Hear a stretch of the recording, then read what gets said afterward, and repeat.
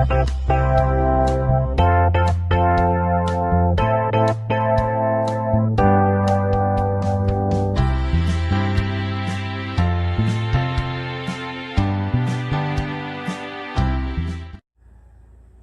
Legend of Kemaro Island.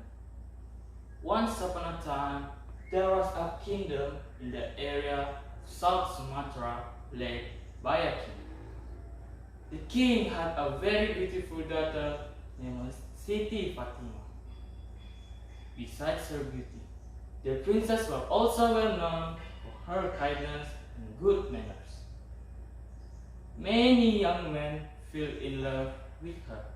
However, they did not approach her because the king wanted his daughter to marry a rich man.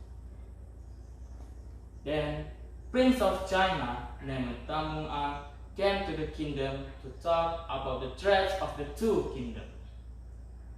The king wanted to collaborate with Tamung Ang as long as Tamung Ang shared his profit to the king. Tamung Ang agreed with the king's deal. He decided to stay in South Sumatra for several months. One day, when Tamung Ang was in the palace, he encountered Princess Siti Fatima and instantly fell for her beauty. To his delight, the princess returned his affection. The two then promised to meet each other whenever Tamung Ang came to the palace. They become lovers. After a few months, Tamung Ang decided to propose marriage to Siti Fatima.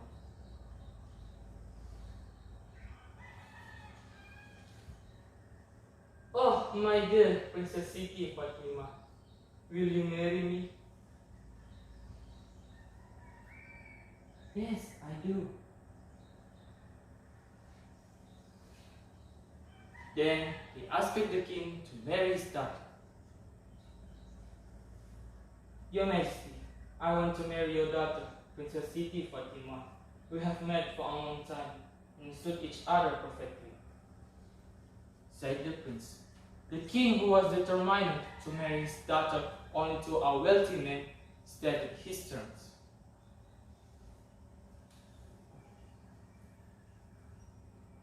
You may marry my daughter if you pay me the bride price. What is the bride price, Your Majesty? Asked Tamung Ang. Bring me 9 jars full of gold. After the jars are in my palace, you may marry my daughter, replied the king. I agree. I will write a letter to my parents asking them to send 9 jars of gold to South Sumatra, said Tamung Ang. The letter from the king of China finally arrived. He was willing to send 9 jars of gold as the bride price for Siti Fatima. The lovers were overjoyed. Their dream had almost come true.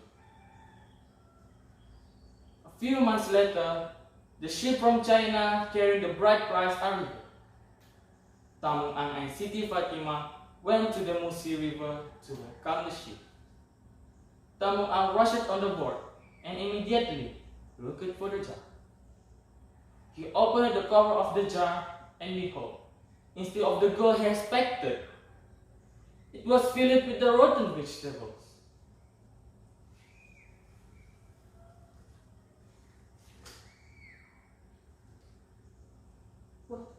What is this? Why the jar is filled with the rotten vegetables? I don't believe it. How frustrated Tamung Ang was, and raged at his father, who played trick on him.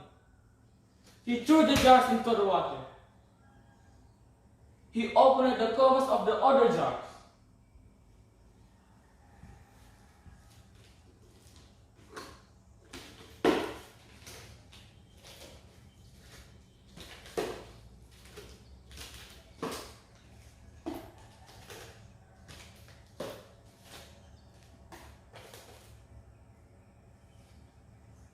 Seeing the same rotten vegetables, he tossed them to the water.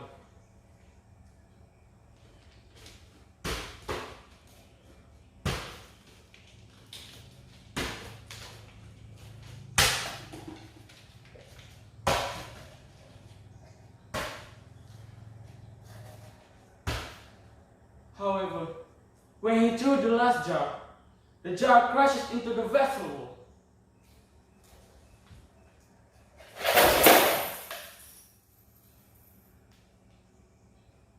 Piece of gold hidden underneath the rotten vegetables were revealed.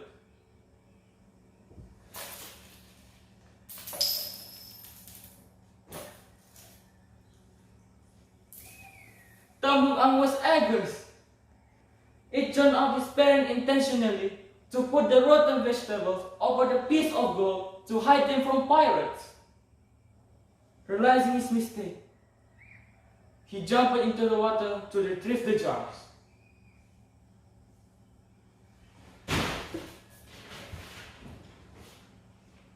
Siti Fatima saw the whole incident. She waited anxiously for Tambung came up from the water. However, he did not appear. Prince Tambung, where are you?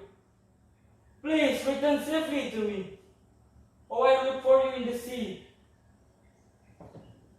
Pleaded Princess. Please, Princess, don't, said Hermit. I must, my mate.